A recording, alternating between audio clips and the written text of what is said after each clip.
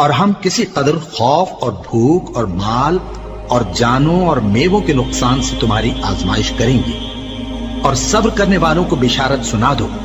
کہ ان لوگوں پر جب کوئی مصیبت واقع ہوتی ہے تو کہتے ہیں کہ ہم اللہ ہی کا مال ہیں اور اسی کی طرف لوٹ کر جانے والے ہیں۔ یہی لوگ ہیں جن پر ان کے پروردگار کی عنایتیں ہیں اور خصوصی رحمت بھی ہے، اور یہی سیدھے رستے پر ہے۔ بے شک کوہ صفا اور مروہ اللہ کی نشانیوں میں سے ہیں، تو جو شخص خانہ کعبہ کا حج یا عمرہ کرے اس پر کچھ گناہ نہیں کہ دونوں کے درمیان چکر لگائے، بلکہ یہ ایک نیک کام ہے، اور جو کوئی نیک کام کرے تو اللہ قدردان ہے، دانا ہے۔ جو لوگ ہمارے حکموں اور ہدایتوں کو جو ہم نے نازل کی ہیں کسی غرض فاسد سے چھپاتے ہیں، باوجود کہ ہم نے ان کو لوگوں کے سمجھانے کے لیے اپنی کتاب میں کھول کھول کر بیان کر دیا ہے، ایسوں پر اللہ اور تمام لعنت کرنے والے لعنت کرتے ہیں۔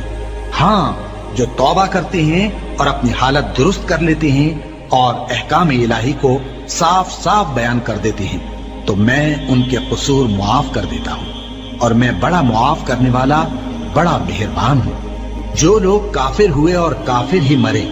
ایسوں پر اللہ کی اور فرشتوں کی اور انسانوں کی سب کی لعنت، وہ ہمیشہ اسی لعنت میں گرفتار رہیں گے۔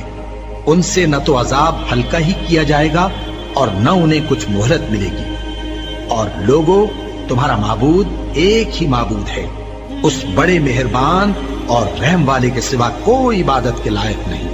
بے شک آسمانوں اور زمین کے پیدا کرنے میں اور رات اور دن کے ایک دوسرے کے پیچھے آنے جانے میں اور کشتیوں اور جہازوں میں جو سمندر میں لوگوں کے فائدے کے لیے روا ہیں، اور میں جس کو اللہ آسمان سے برساتا اور اس سے زمین کو اس کے مردہ ہو جانے کے بعد زندہ یعنی خشک ہو جانے کے بعد سرسبز کر دیتا ہے، اور زمین پر ہر قسم کے جانور پھیلانے میں اور ہواؤں کے چلانے میں اور بادلوں میں جو آسمان اور زمین کے درمیان گھرے رہتے ہیں، عقل مندوں کے لیے اللہ کی قدرت کی نشانیاں ہیں۔ اور بعض لوگ ایسے ہیں جو غیر اللہ کو اللہ کا شریک بناتے اور ان سے اللہ کی سی محبت کرتے ہیں،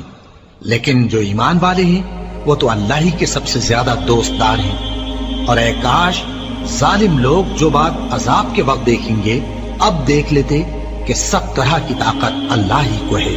اور یہ کہ اللہ سخت عذاب کرنے والا ہے۔